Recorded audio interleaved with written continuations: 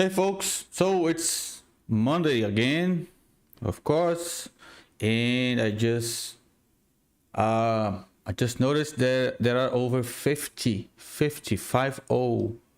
MRI and CT scans already in the queue, waiting for someone to report them. And as you guys know, scans don't report themselves, so I just got a couple of knee MRI scans, and I'm going to share. There you are, a knee axial PD with fat saturation. Let's see what is this is all about.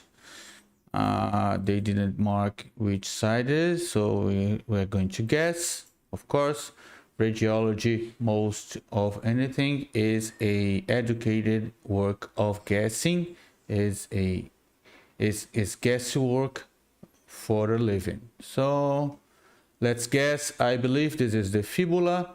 So if the fibula is lateral, this is supposed to be the left knee. So this is the left knee, and we are going to call it left knee because I can't really tell otherwise. And the other one right there, we have right there, is the right knee. So this is a obese patient, a 32-year-old female patient, and it says here nothing. There is no clinical history whatsoever. Let's see if I can have any sort of direction from the prescription. It says I don't know, I can't read it. Something about the patellofemoral joint. It's really that bad, but whatever. Let's exercise our abilities in guesswork, in guessing the disease without proper clinical history. So this is a coronal and this is a sagittal. We are considering this to be the left knee. I suppose it is. It's supposed to be. And this is sagittal PD with fat saturation. And this is coronal PD with fat saturation. We also have an axial and a sagittal T1. So let's go for the axial. I can see there are tiny superficial fibrillations right there on the cartilage, the articular cartilage. This is mild chondropathy of the patella. We also have a small articular effusion, joint effusion. So there is chondropathy and effusion. We also have a spot right there of hyper intensity right there on the proximal segment of the patellar tendon. This is mild tendinitis. Excuse me, I need more coffee. That those cartilage fibrillations are quite easy to see right there on the sagittal view. So we have indeed this could indeed be a painful knee. Anterior and posterior cruciate ligaments are fine. On the sagittal view, the lateral meniscus seems fine, and the medial meniscus also seems fine. Quadriceps tendon and muscles are okay. No signs of profuse significant edema, just a tiny edema of soft tissue on the pre-patellar region. This is quite common. We could indeed report it as a mild edematous finding, nothing major. Let's go for the coronal view and see if there is any rupture, any tear on the meniscus. So lateral meniscus seems fine, and medial meniscus seems okie dokie fine. And we are done. Collateral ligaments are okay, and also the cruciates are also fine. So nothing of importance on the popliteal fossa. Let's go for the axial view once again, and this is a type 2 patella. The trochlea, femoral trochlea is okay, and the patella isn't high riding, it's normally situated, so that is fine. Let's see. Yes, the muscles are okay and the patient is clearly obese. So we have a chondral disease, a mild chondral disease of the patella, which is quite common. It's a very, very common disease of the young, especially the obese young. So let's go. I'm just going to report it and we can move on to the next one, which is the other side of the same patient. So cartilaginous fibrillations, superficial fibrillations of the cartilaginous covering of the patella.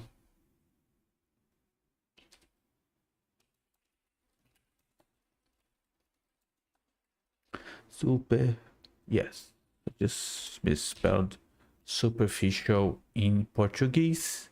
You guys can't see the report because it's private. I can't share this kind of information. It has the name of the patient and all the stuff I can't really show. And of course, I'm reporting in Portuguese because I live in Brazil still. There is a mild joint effusion right there, and a tiny spot of tendinitis or tendinosis in the proximal extremity of the patellar tendon, and there is a mild edema right there on the lateral aspect of the infrapatellar fat pad right there. And we also have tiny edema, just mild edema on the prepatellar soft tissue right there. So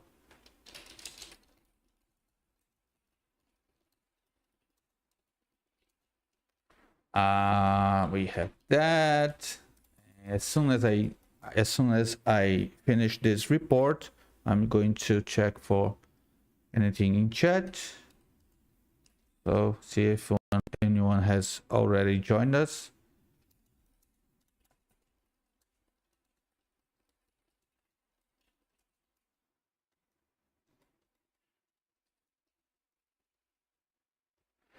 And what else? Yes, now I'm going to summarize it because it's easier for the referring physician to just read the summary of the report and not the whole entire report. And if I make the referring physician's life easier, he tends to make my life easier too, or at least send me more exams to report. So I gotta make money, I gotta report, so I gotta keep the referring physicians happy. Why not? So since this patient has both knees, I'm going to copy and paste what we have found on the left knee so we can use it as a starting point to report the right knee. Okay, so yep, how's the streaming? Streaming seems healthy. We are doing fine. So let's go. If you are new here, just hit that like button and consider subscribing to the channel. It helps a lot. Please share this video with people you know enjoys diagnostic radiology. Streaming. I'm trying to stream 3 times a week, always around this time on Mondays, Wednesdays and Fridays. It's been tough. YouTube is tough. Streaming is very tiring, and I have to keep the pace to report at least 50 1,500 scans each month, so it's really difficult to stream and report that much exams. So help me build an audience so I can stream more and report less exams. The more audience I have, the less I have to worry about reporting a vast number of scans, as you guys may wonder. Still, we only have 100 subscribers, which is nice. It's a start, but it's been already 6 months of work in this channel, and it's quite depressing sometimes, because YouTube just ignores my videos. And they say it's not YouTube that ignores my videos, it's the audience that does. So if the audience, and you are the audience, if I depend on the audience, which is, I suppose, makes sense, it's up to you to hit the button and share and all that good stuff. So please do. Let's get back to this right knee. It is indeed the right knee because the fibula is to the left, it's outside, so this is clearly the right knee. So this is the right knee. It has almost the same findings as the left one. So there is fibrillation of the right there, of the cartilage of the patella. Right there we have a small joint effusion, but we also have a cyst, a popliteal cyst, a Baker's cyst right there. No need to measure that, just to say it exists right there. So I'm going to add it to that report we already have. It's well defined. It has thin walls and thin septations and no edema around it, so it's not ruptured, it just is.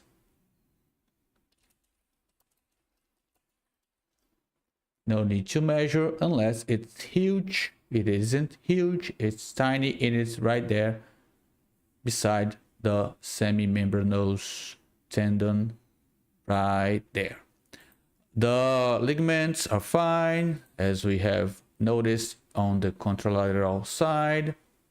That is that tiny spot of tendinosis on the patellar tendon, also that tiny spot of edema on the infrapatellar fat pad, also that edema on the prepatellar soft tissues. The effusion is right there, and the fibrillation is easier to see and notice and report if you look at the sagittal view.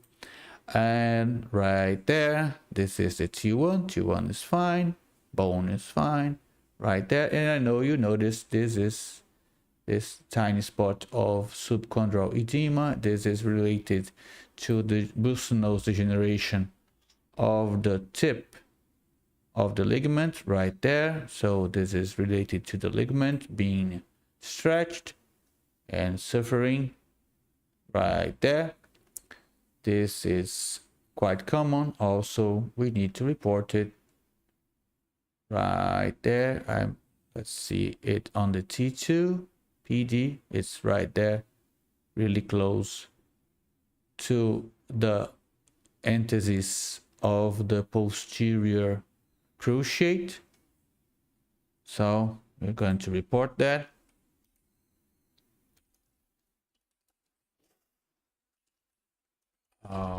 Right there.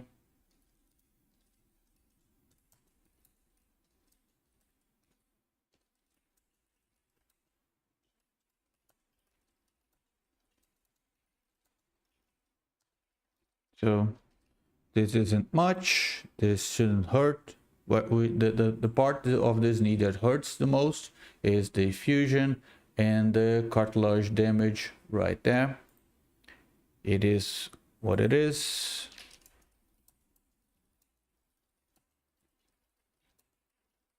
So just going to set this up and fix the summary because we have a Baker cyst. And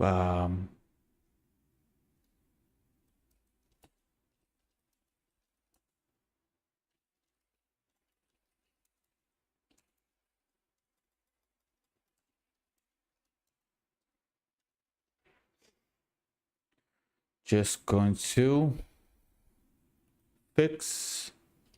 Yes, it's fixed. We have beaten our first 2 MRIs of the week, the working week at least.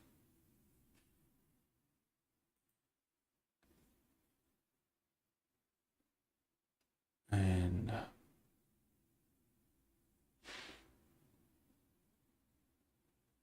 something wrong. But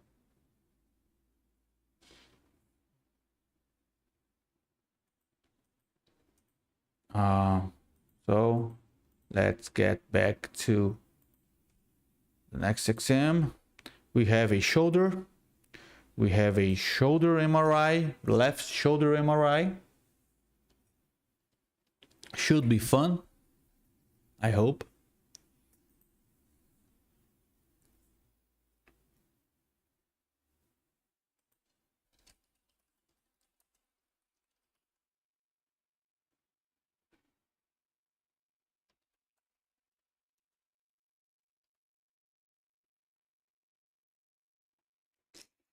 And here we go. It's a 55-year-old female. She says she has pain and she got worse after a virus infection, and she hasn't been has gone through surgery nor trauma. So it's the left shoulder. It's here already. Just going to open it up. Oh, this oh shit, crap. It's just huge. This is an old scanner. The field of view is huge. The coil is broken. There is just too much noise, and it was malpositioned and badly scanned. Of course, it's a shoulder.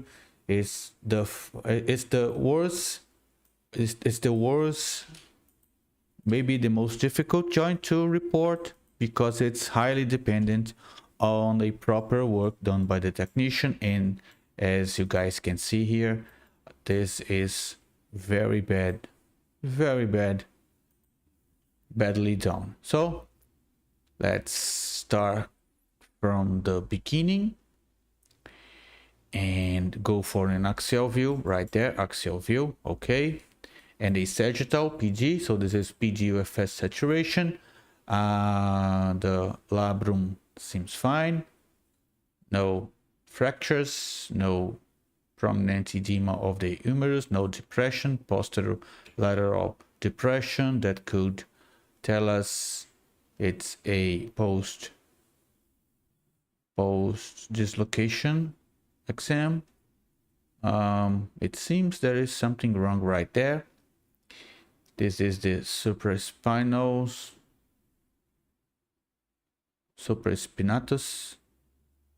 This is a subscapularis, and indeed, supraspinatus is looking bad, but this weighting is really bad. It's too gray, it's too fast, it's all wrong. It's just wrong.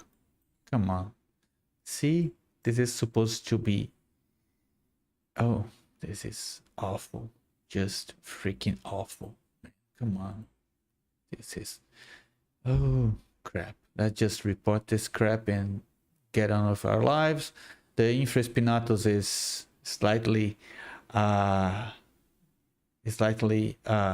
hyperintense on the supposed PD weighting image, and there is a probable tear right there, which is this. I'm going to measure. I can't really measure it properly because the weighting is just freaking wrong. They just do scans in broken scanners just for the money, I suppose, and it's crap. As always, it's twisted, it's all shaky, it's crooked. What the fuck is this? It's oriented wrong. It's all wrong, of course, because if you can make my life more difficult, why make it easier by doing a proper freaking scan? So there is clear distension, liquid distension, fluid distension of the infradeltoid bursa, subacromial subdeltoid bursa right there. This is painful. Also mild arthrosis and synovitis of the acromioclavicular joint. The biceps tendon seems fine. So we have actual tendinosis and a small tear on the supraspinatus tendon and the infraspinatus tendon right there. No matter how bad this scan was done, they didn't get even the T1 right. It's just crap. I hope they manage to do the next shoulders better than this one, because this is just awful.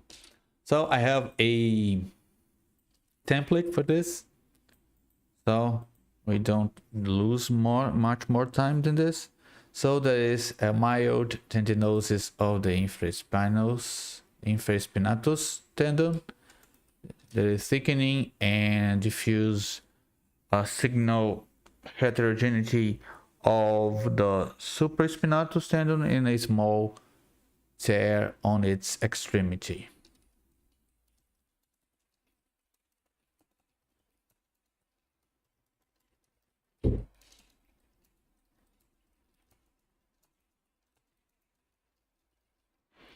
And there we go. There is also a bursitis. It's subacromial subdeltoid bursitis. On the summary, I'm going to put a mild tendinopathy, a mild tendinosis of the infraspinatus, and a moderate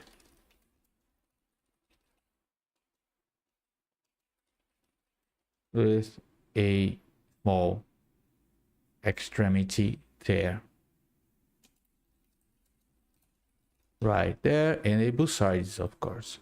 So there is no sagittal T1, of course, because reasons. No, why do it properly if you can do it the wrong way? But I can see there isn't much here. The muscles are fine. So let's just move on to the next one and stop bitching about the bad exams. So we have here a ankle and a foot. It just went to shit. It didn't work, but whatever. Open up again. Coffee, I need coffee. It's here. It's an ankle and a foot, and it says trauma 2 months ago. That's what we have. So let's do a proper guesswork on this exam, and they didn't do contrast enhancement, so this is really a useless foot exam, because you need contrast enhancement on feet. But you know, let's work something out of this. Just hope this is a proper exam, not just a make-believe scan. like most. Fingers crossed. It's downloading. It's here. Let's open up. It's crap. Yes, it's crap. It's awful. Oh, it's that kind of crappy scan. Yes, that kind of crappy scans you guys love. Oh crap.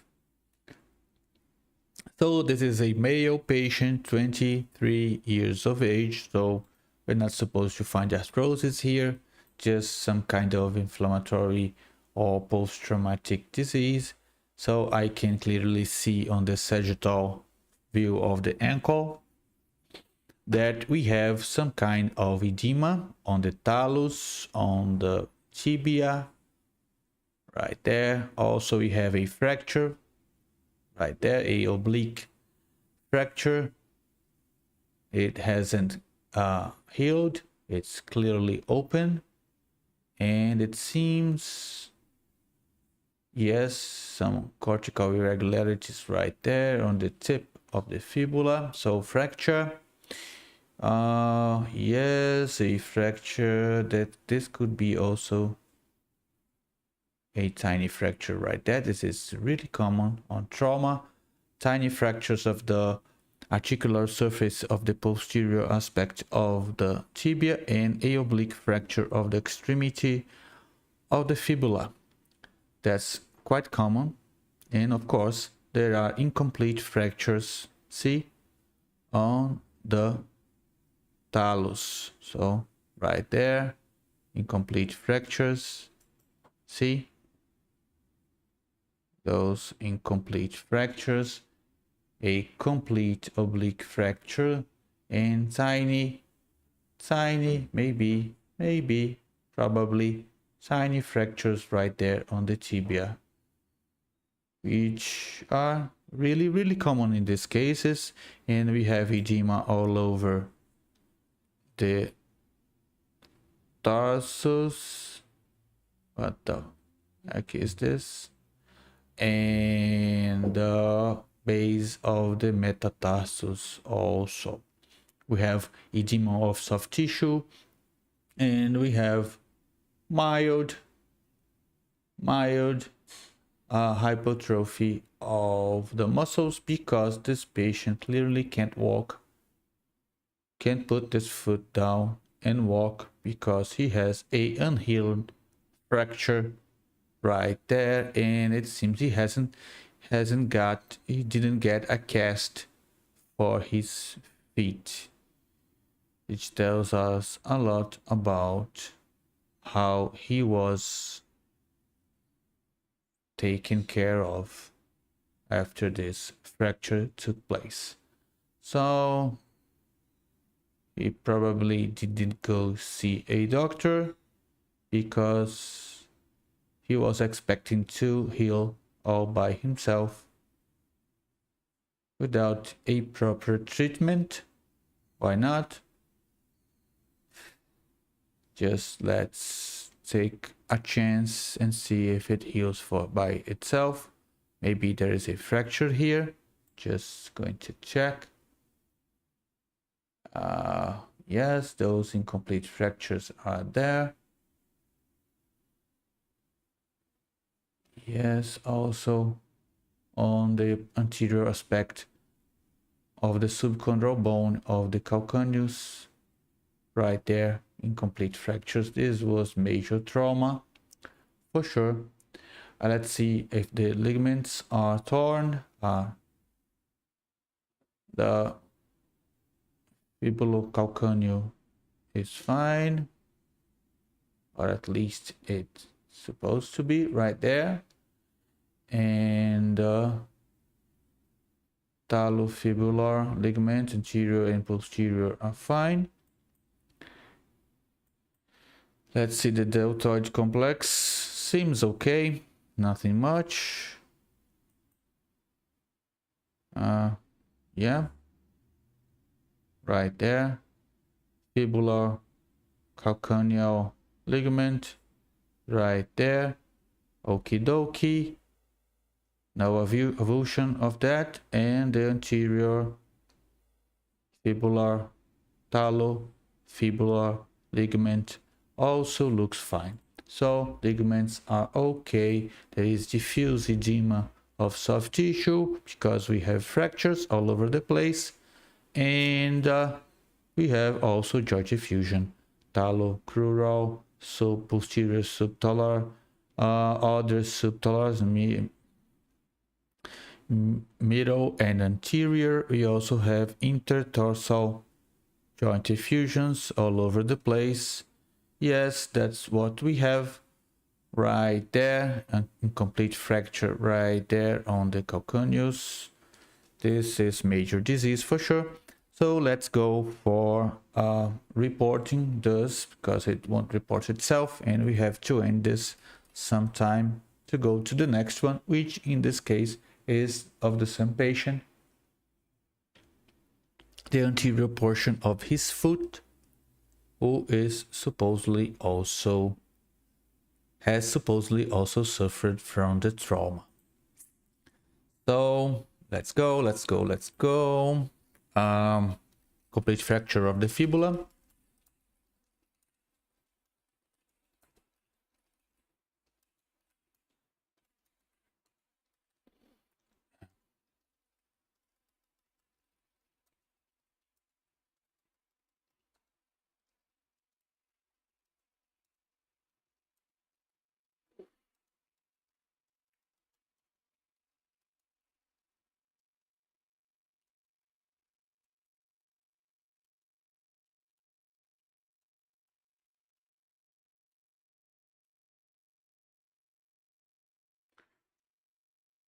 Just tiny fractures also. What else do we have here? We have the diffuse edema.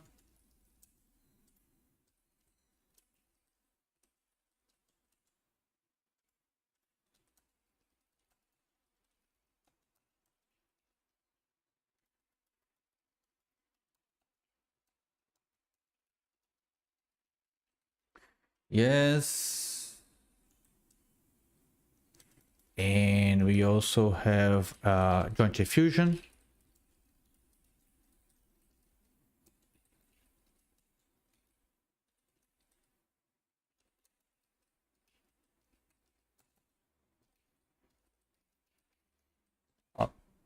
All over the foot. We also have diffuse edema of soft tissue and mild hypertrophy of the muscles.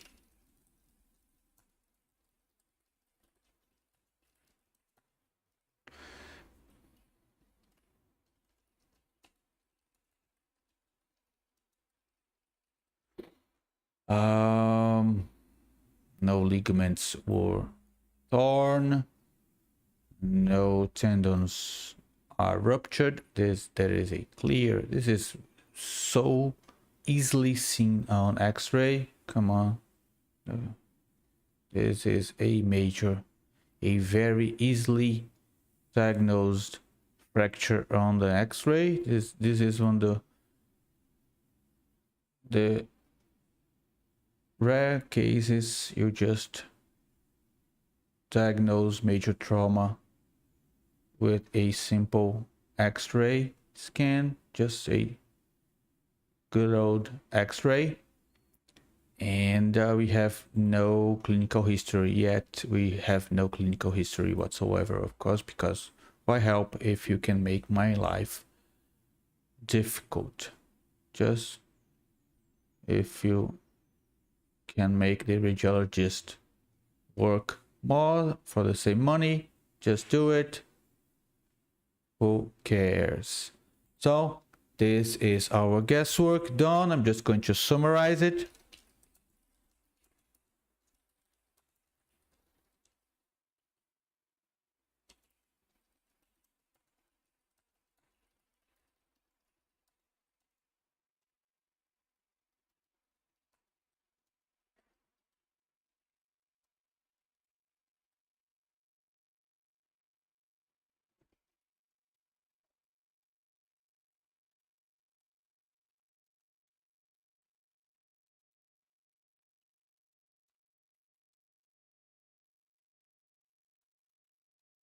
So we also have this same patient, the anterior portion of the foot.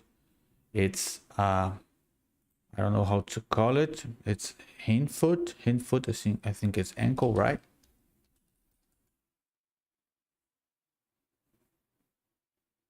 Just going to Google it so I can say it properly. We call it antepé in Portuguese. It's forefoot in English, and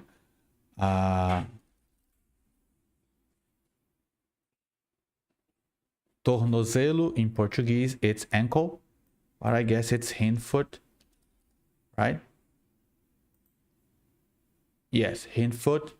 It's maybe it's related to an animal, I guess, but it's ankle for the tornozelo, and it's forefoot for antepé, which is the anterior tip of the foot. So let's grab coronal of the forefoot, which is actually a axial view if you consider the main axis of the body,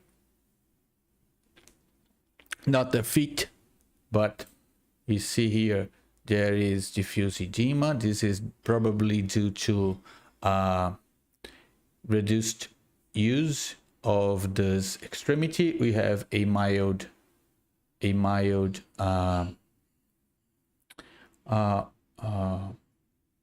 how do you call that? It is in Portuguese it's varismo.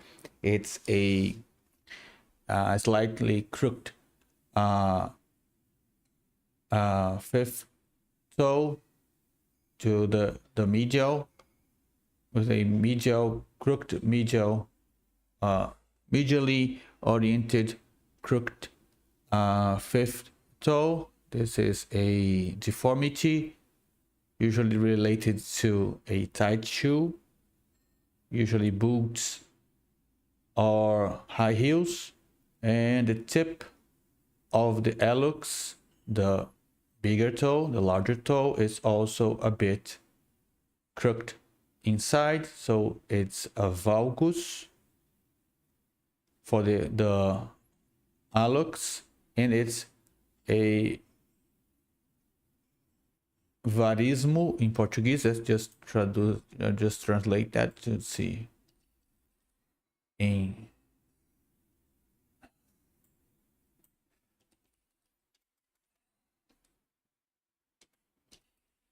Let's see. From Portuguese, it's varus in English. It's a fifth toe varus, and a larger toe, a first toe valgus. The tip is valgus. There is even a slight degenerative process right there. That is a subchondral cyst, narrowing of the joint space, and some osteophytes. So there is mild arthrosis, and a valgus of the bigger toe, and a varus of the fifth toe. Varus deformity. Let's confirm it's a thing. So yes, it's varus deformity. Varus and valgus deformity. Yes, it is what it is. Valgus deformity. So this angulation, this crookedness, this tip angulated towards the middle of the foot, and the fifth towards also the middle of the foot. So this is varus, fifth varus, and first valgus, and there is mild arthrosis right there, of course. So we have edema, diffuse edema. We have this degenerative findings, and this is shaky, bad, some arthrosis right there on the hallux, and they stop it too early. This is incomplete. But why make my life easier if you can make it so bad, as bad as this? So see how you do it wrong. This is how you do it wrong. A forefoot, this is should be angulated differently and should have gone from here to there. It's crooked. It should be right like this. It should be like this and parallel to that, like this, and it should come from here to there. Of course, this is the correct, the right orientation of the sequence right there, and it's done of course the wrong way, because why make my life easier if you can make me miserable as I report this piece of shit? So just let's go to the next one and hope it's done properly. No, it's not. They didn't do the tip of the fingers, the toes, because why? Why do the tip of the toes? It's not like the patient cares, right? He doesn't care about his toes. You can stop the scan right in the middle of it and include the ankle that we have already seen on the other exam. If you can make it right, why not do it wrong? This is just stupid. It makes no freaking sense whatsoever. I'm just going to report it to me on my way, because I'm just wasting my time here. This is stupid. This make no freaking sense. Just freaking crap. It's just yet another crappy exam that makes no freaking sense. Just come on. It's just stupid.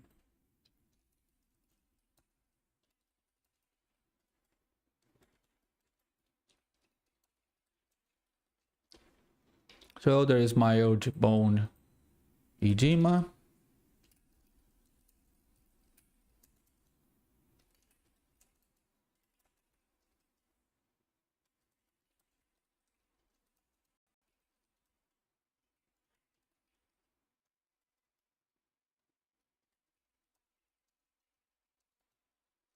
Just the deformities of the first and the fifth toes, the arthrosis of the toe, and the diffuse bone edema and the diffuse edema of soft tissue right there. See, it's all so diffuse edematose.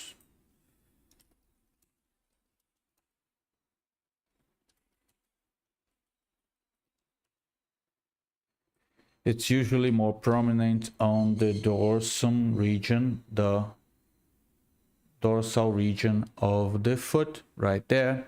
So this is usually the site that accumulates fluid when the foot is edematose, diffusely edematose right there.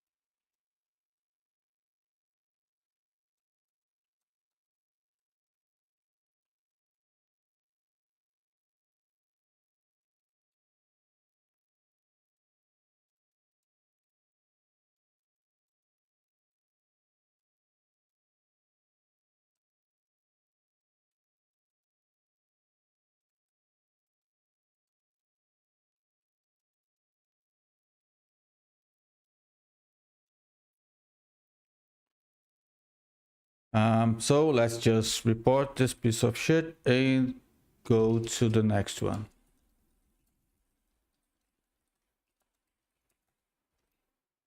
This is what you get.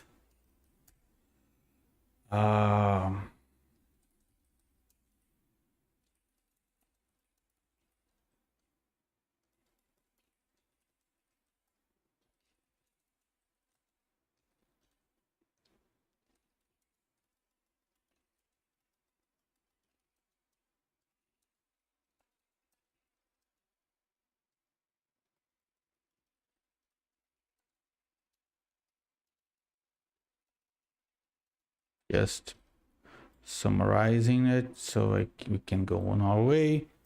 Oh crap, they kicked me out. Oh, I hate this crap. Going to kick me out of the other exam too, really? Just, yeah, just sign it off, because this is crap.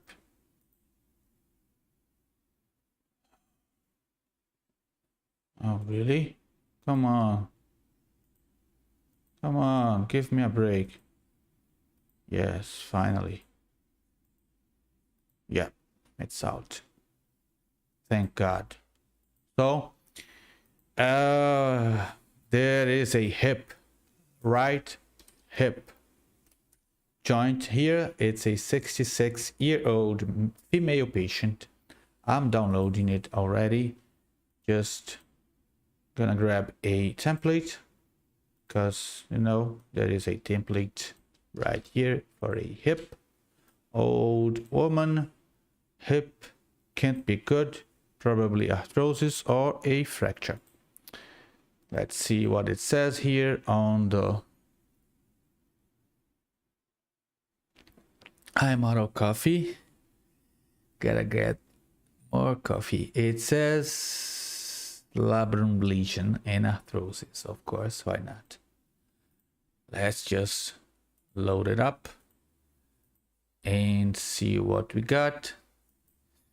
So they did a corona with a large field of view, which makes no sense. This is just a waste of time.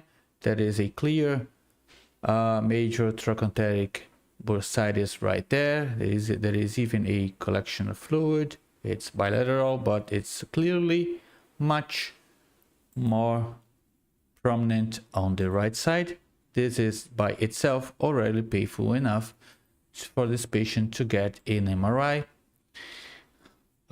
This is so low resolution, I can't tell much, but they did a proper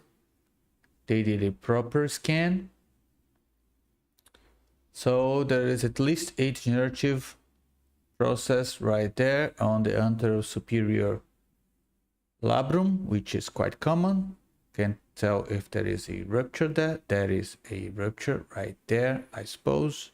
Just going to look for that on other planes. Also, there is tendinitis of the minor gluteal tendon. The middle gluteal tendon is fine. The minor is inflamed. The medium gluteal medium is gluteal menor, gluteal médio, and gluteal maximus. So this is minor, this is medium, and this is maximus. So there is edema and a small fluid collection right there. There isn't much of arthrosis to say. And let's grab a T1. That is clear hypertrophy and fat substitution, fat infiltration. Maybe some tiny osteophytes right there, nothing much. Yep, nothing much. No arthrosis. No real arthrosis, just this. Yes, this is something to look for. That is tough to tell. Really tough. Can't really say, because they make this they make the slices so thick, but so thick you can't really tell much because it's like too thick to properly image. See, the tear could be here, but it's just, it goes over it so fast it barely shows in one slice, so it's really difficult to tell anything. I just can't tell it. I'm going to say it's degenerative of some sort, just to be certain. There is indeed maybe a labrum lesion right there, which is unfortunately as much as I can get from this quality of exam. There is at least a moderate tendinitis of the minor gluteal tendon right there, and nothing much from the middle or medium gluteus tendon right there. Ischial-tibial tendons are fine. No narrowing of the space right there, the ischial-femoral space, which could tell us this could be a posterior hip impingement. No signs of posterior hip impingement. Iliopsoas tendon is fine. And right there, the nerve, sciatic nerve is okie dokie. The piriform muscle isn't of concern, so no piriform syndrome. All the anterior muscles seem fine. Anterior, inferior iliac spine is fine.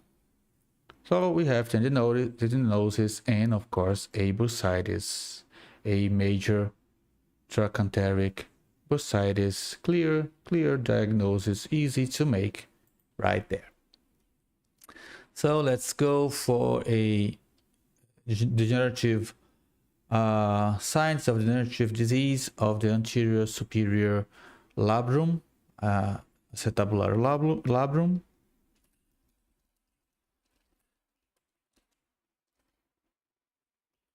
Which means it doesn't mean much, but this is as much as I can tell, because this exam is too thick, has two slices, too thick slices, way too thick.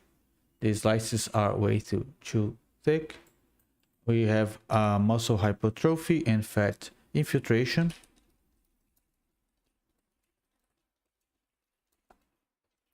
Right there. And of course we have bursitis and a moderate tendinitis of the middle gluteus muscle. Oh, the minor gluteal muscle. I guess it's in Latin, it's gluteus minoris, isn't it? Gluteus minimus. It's gluteus minimus. Gluteus minimus, and it's gluteus medius and gluteus maximus. Yes. So it's gluteus minimus, gluteus medius, and gluteus maximus. This is the proper denomination in Latin, which is of course the worldwide reference of such denominations.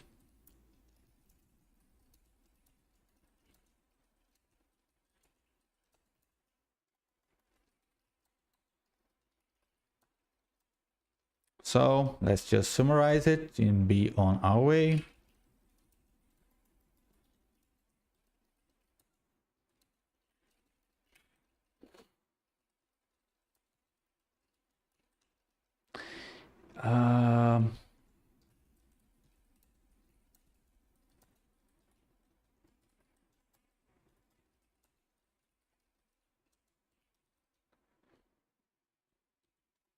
And this is more than enough to be the reason for this patient to get an MRI. It's clearly a very painful disease.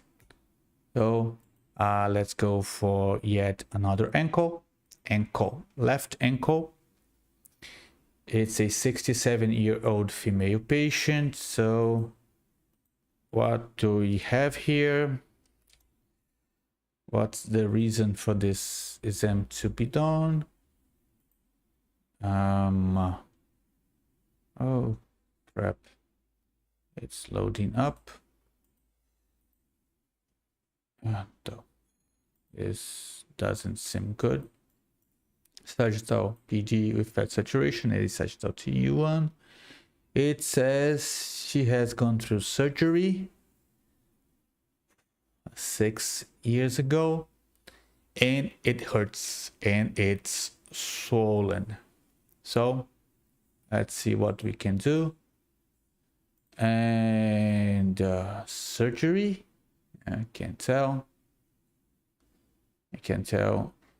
this patient is obese, clearly obese.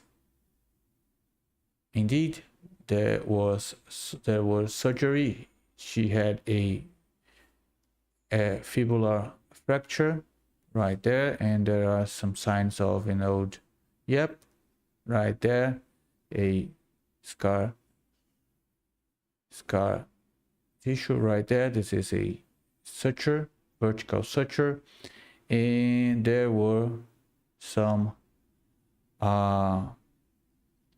bolts here, metallic bolts, and they left some residue, which you can see.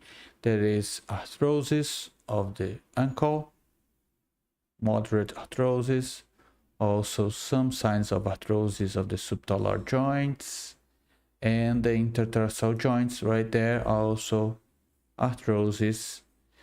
We have osteophytes, and we have spurs, bone spurs right there, right there, and there, and there on the calcaneals, and the plantar fascia. So there is tendinosis there, at least mild. There is thickening and a signal intensity change on the PD with fat saturation, also on the T1. So this is chronic disease. Also, this is also chronic disease. And there is arthrosis. Of course, it's going to swallow. No, it's to get swollen and to hurt.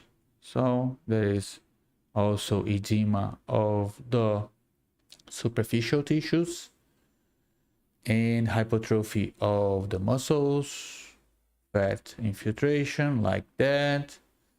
Let's see the ligaments.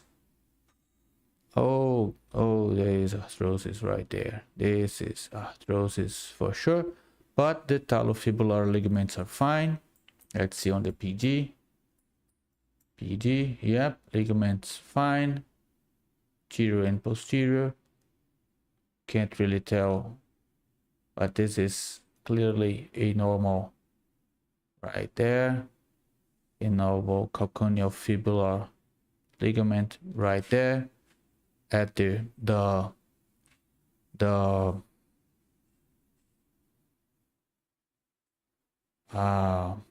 bottom of the fibular tendons lies the fibular calcaneal ligament. This is what we should be looking for, and it looks fine. It's better to look for it on the coronal view right there. See, this is what we're looking for. Fibular calcaneal ligament is fine, and also the fibular tibiofibular, anterior tibiofibular ligament is also fine. Let's look for deltoid ruptures. Okay, as much as we can tell, seem fine, nothing much. Also arthrosis, that is clear arthrosis. arthrosis of the tibial tibiofibular syndesmosis. There is also arthrosis right there. Yes, arthrosis. This is this bone scar tissue related to the boats. There was probably also some bolt right here on the malleolus tibialis, because no, it's very common for this to fracture as well when you have a fibular fracture right there. The posterior tibial tendon is clearly not normal, so posterior tibialis tendon, it's thickened and has diffuse signal intensity, heterogeneity of its signal intensity. It's bright and heterogeneous, so it's tendinosis. Let's see, fibular tendons, brevis and longus. Oh, this is bad. See, this is a chronic rupture. Yes, the posterior tibial tendon is ruptured, complete rupture right there. Yes, this is related to trauma for sure. So posterior tibial tendon is ruptured. There is tendinosis of the calcaneus and tendinosis, of course, of the plantar fascia. Yes, so we have a bunch of stuff to report on this ankle. So let's report it before it's too late and move on to the next one. So just take out the bone and cartilage phrases and add a arthrosis.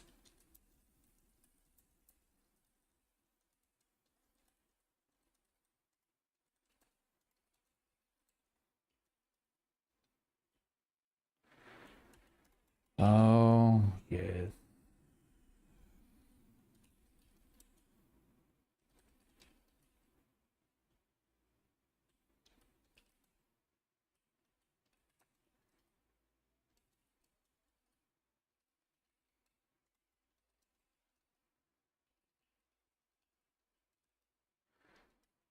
Yes, we got it.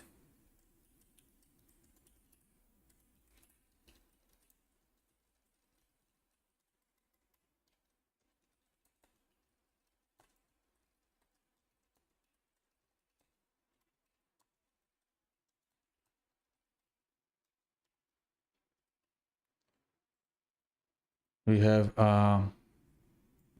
joint effusions, right? Yes, we do.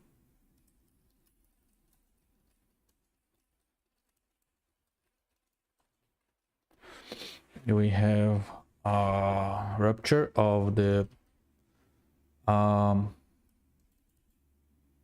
posterior tibialis tendon.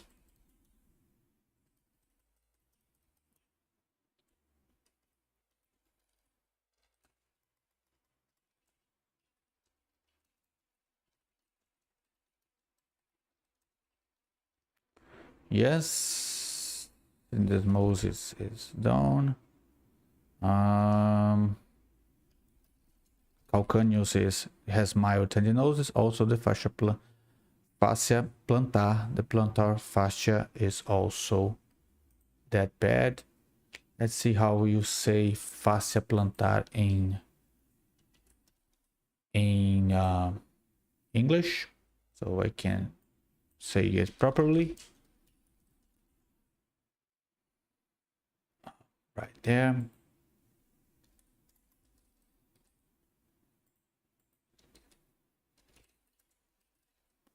And translate it to English, of course, plantar fascia. It's probably pronounced like that. Fascia or fascia.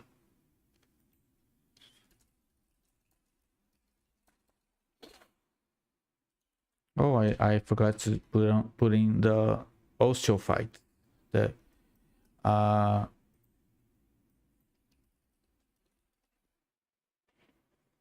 enthesophyte, the small bone spurs on the sites of enthesis, of insertion of the tendons and ligaments.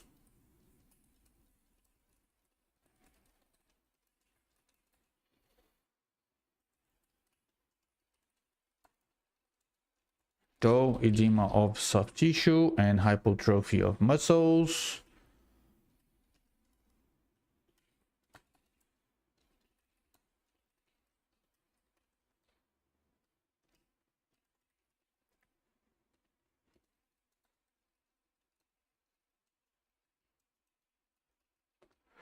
So let's see. Yes, we're done here. Let's just summarize it and be on our way.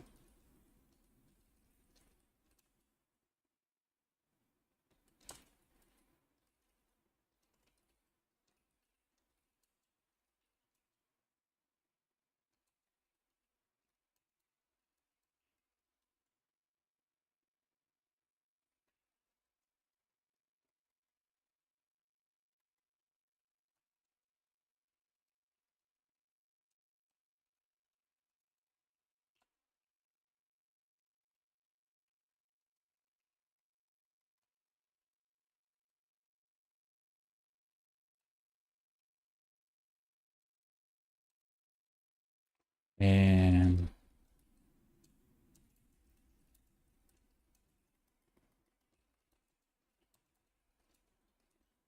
so we got it. It's done. Oof. Lot of stuff. Post-fracture old woman's ankle usually are that bad. So let's go for a dorsal spine. Why not? Just make it easy for us. Unless it's not easy, it's actually cancer. Which could just be, with our luck, it just could be just cancer. Why not? This is a 74-year-old male patient and is both a dorsal and a lumbar spine MRI. And it seems he also has a brain MRI for some reason. The reason is, oh, this is it is cancer. Oh yes, I'm not laughing at the fact that this patient has cancer, of course. I'm just laughing at my own luck. The only spine MRIs I have in my list, in my queue, are of course diffuse end stage cancer patients. Of course, why not? This is how my luck goes. Let's just get on with it. If you haven't already, just hit that like button, because this is one of those streams. Oh, this is bad. So let's see if we can get tumors out of this spine MRIs. Oh, this is so bad. This is awful scan. One of those just shaky and just stupid. I can just, how can you tell? It's just impossible to tell anything. It's just freaking bizarre. Come on. Oh crap. Just as bizarre as they get. Can't really tell much. I'm not going to waste much time on this because it's just stupid. It's one of those cases you shouldn't do the scan because patient won't hold still and you just can't properly make a single sequence, but yet they do. They make it they just push it and see, this is just freaking stupid. Can't report this crap.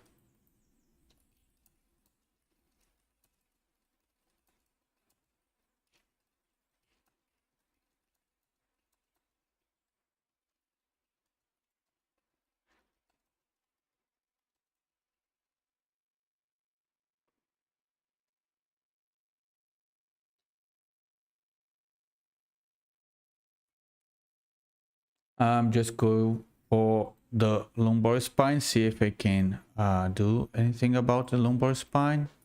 The lumbar spine is also crap, but it's a bit better because it's larger.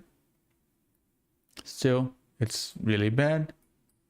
Right there, there is the acute fracture. An acute Schmorl node right there. It's all shaky. Because why not? And it's really bad. Come on. The post-contrast phases are late.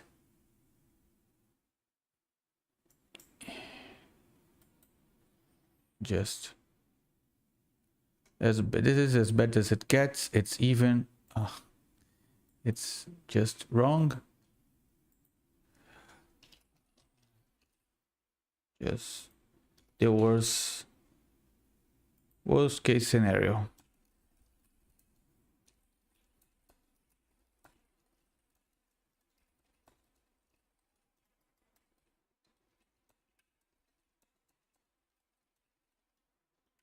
So I'm just going to be sure to put it in the first sentence of the report that the exam is of the worst possible quality. There is diffuse heterogeneity of the medullary bone.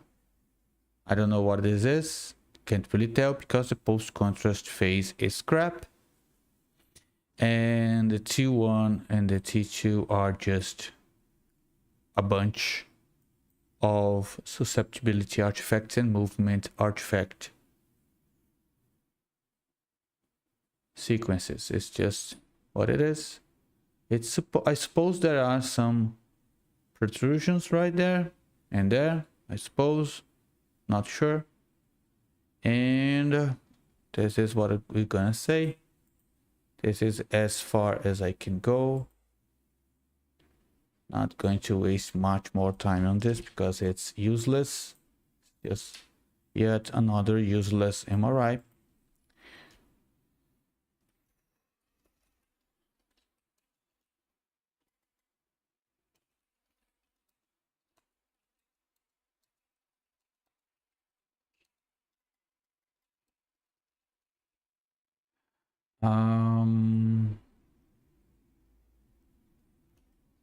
Just going to report the protrusions.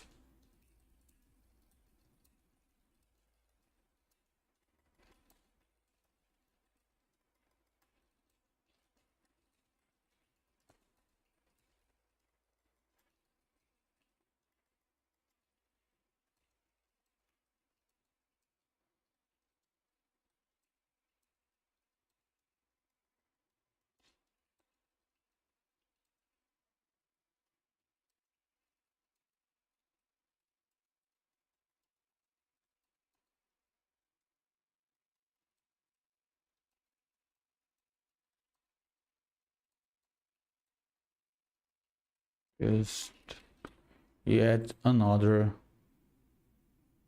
crappy scan. That means nothing. There is 1, 2, 3, 4, 5. So this is what L5.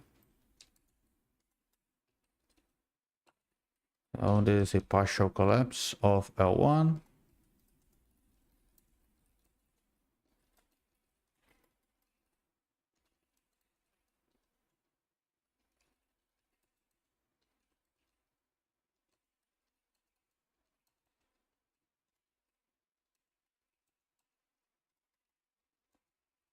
And also a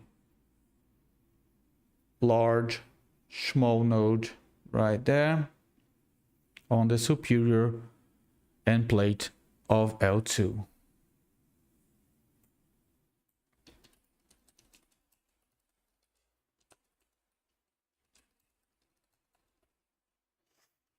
We have two protrusions, arthrosis with synovitis.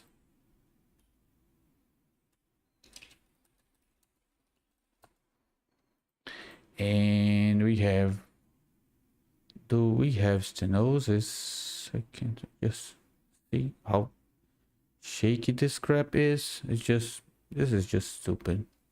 Hypertrophy, just forget it. Just get rid of this and go to the next one. It's just useless. So useless crap.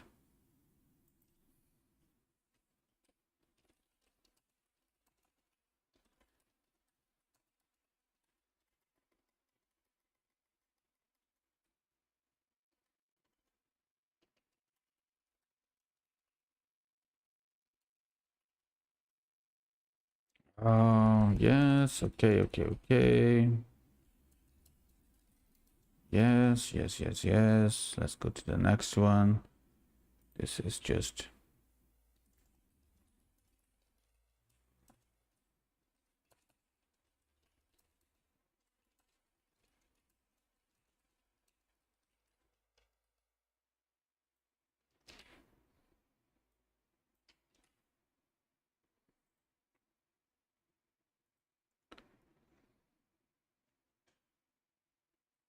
So let's go.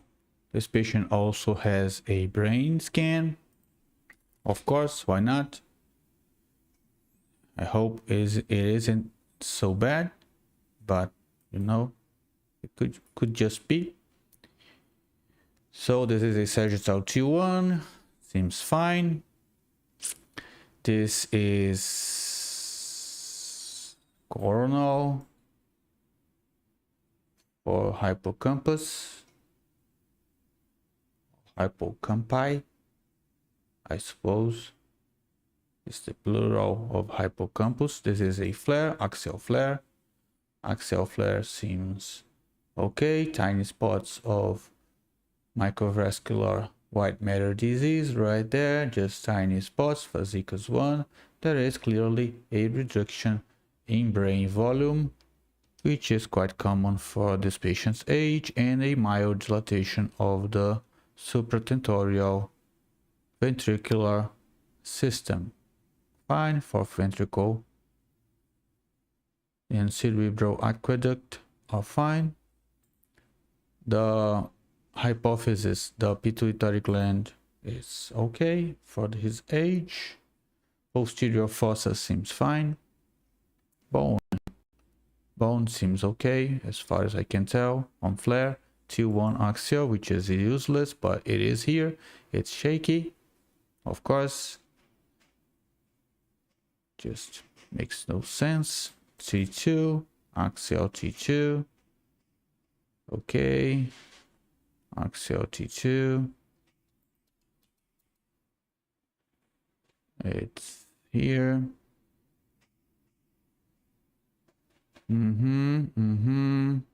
Mastoid bones fine. Bones okay. T2 shows clear signs of reduction of brain atrophy, which is compatible with 74 years of age. Are there signs of restricted diffusion more than normal? No restricted diffusion areas. No, fine. Posterior, they tried to do a posterior crap, a fiesta-like sequence. They can't do it because they can't program it right, of course.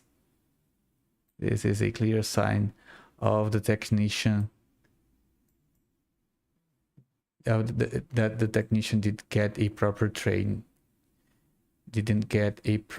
training. So SWY sequence is also shaky and all wrong, so you can't take much from this. And this is it. they actually did a axial post-contrast volumetric phase, which is stupid. This is because this is too long. It takes too much time. The patient always moves, which make it useless, just like this, just like all other sequences on the spine. This is a clear sign of a badly trained technician. He can't do this. He should get a job or elsewhere, or a proper education before wasting the patient's money like that. But of course, who cares? Nobody cares. This is just me ranting and complaining, as I do every single day, and nobody gives a red ass. So let's just report it and get on with our day, because nobody is going to care. Nobody gives a flying rat's ass about this. Nobody does. Okie dokie. There you go. Let's go to the next one. We have a lumbar spine. Hope we do. A proper lumbar spine. 57 years of age. Female patient. It says she has lower back pain. Thank God. A normal scan. At last, I hope. Oh, at least it's not all shaky.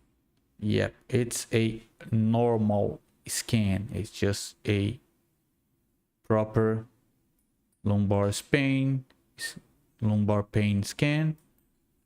We have, this isn't properly fat saturated, but it's okay. There is synovitis right there. Some signs of acute medullary bone edema right there. Right there, it's fat substitution. We have protrusions here and here also. L2, L3, L3, L4, L4, L5, like so. And we also have small nodes there, and there. So it's 1, 2, 3, 4, and 5. There are small nodes on 1, 2, and 3, and of course D12. But mild arthrosis with synovitis.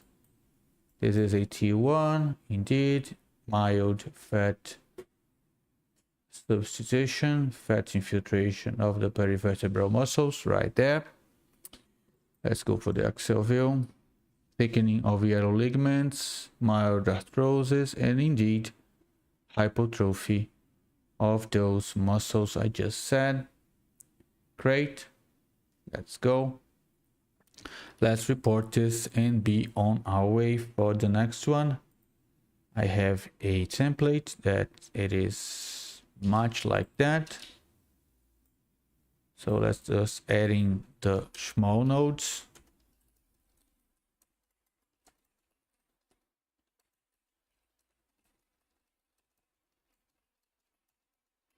And the protrusions are on L5, L3, L4, L5, L4, L5, and no, it's on L2, L3, L3, L4, and L4, L5.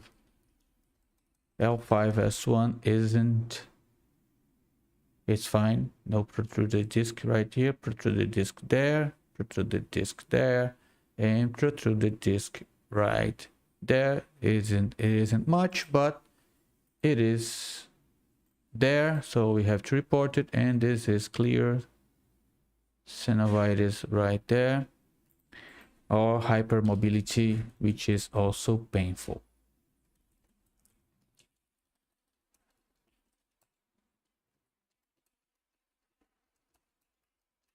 L4, L5 is the major, has the most prominent signs of such painful disease.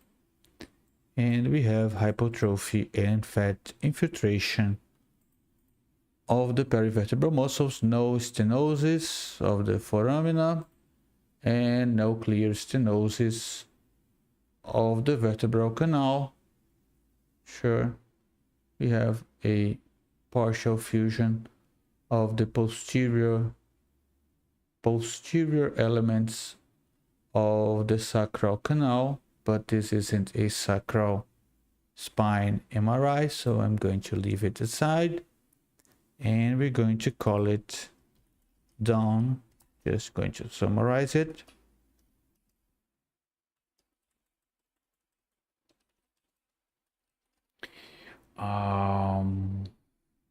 Yep, just in small notes. I'll put the small notes here. Could be painful, could be of interest for the referring physician. And we are done here. Let's go to the next one. Quickly to the next one.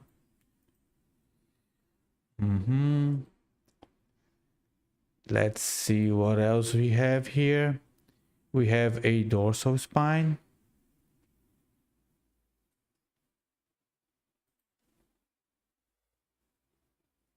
Just a second. I'm just going to see this. I'm going to look for it some other time. So we have a dorsal spine.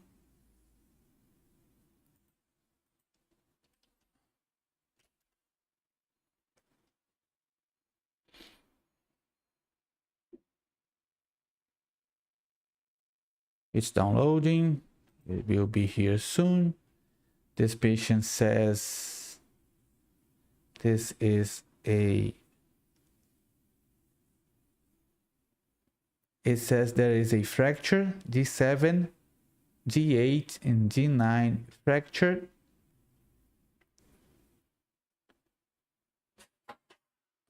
I highly doubt I'll be able to see such fractures unless this is a good quality scan.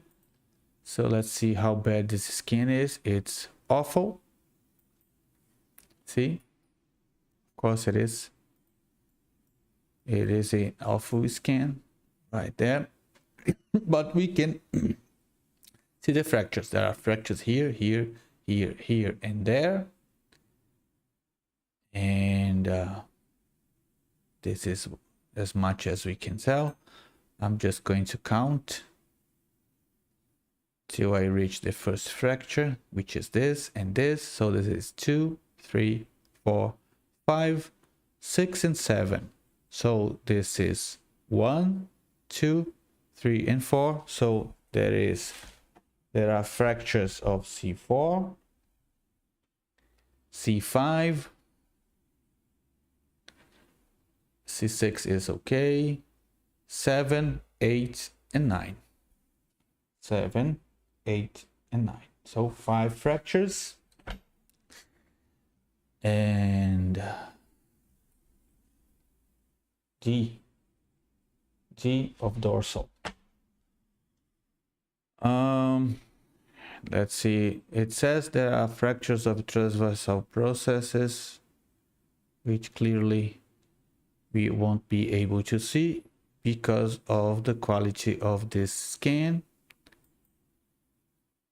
I can see here this fracture. I can tell maybe this one.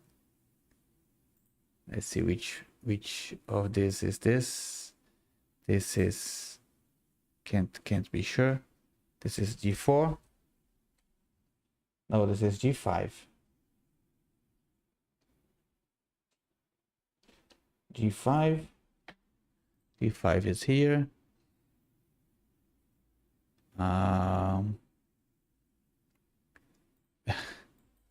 It's like the last one is here, I suppose. G9 also. can tell it's too bad. It's skinned wrongly, so I can tell. Yeah, they missed the transverse process. Excuse me. So I can tell they do it right if you can do it all wrong. They did the contrast enhancement phase, which makes no sense. I don't know. There is some kind of stuff right there.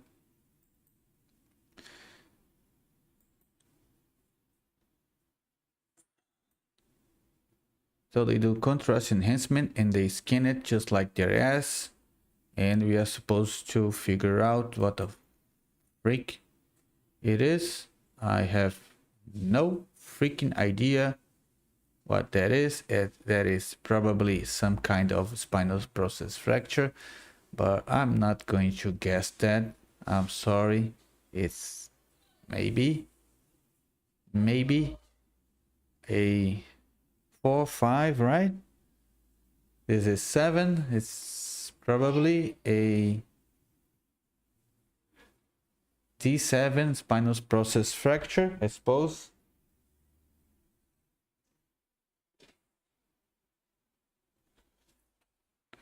I couldn't just, it's just stupid. Yes, it's freaking stupid. Yeah, let's just get on with this crap and move on to the next one, because I can't really take much out of this. Just grab a normal template and write down whatever I can and be on my way.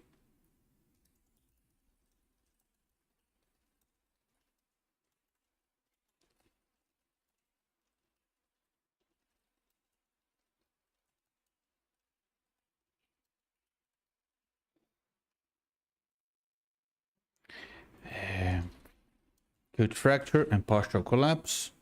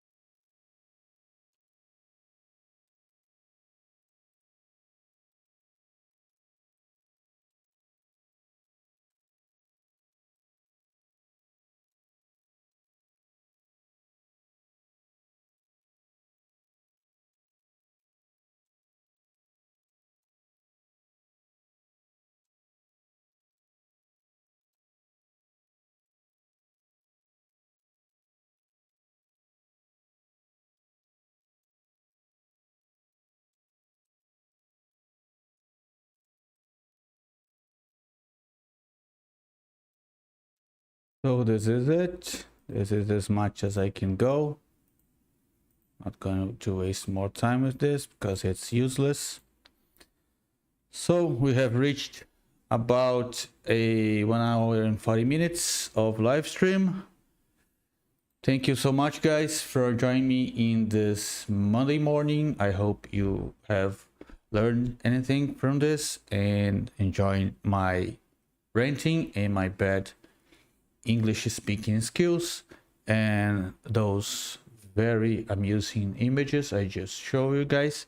And of course, stay tuned, subscribe to the channel, and hit that like button, and I'll be sure to try to stream yet again in Wednesday morning about the same time, and I'll see you guys here in the channel on the next stream. So long, see you later.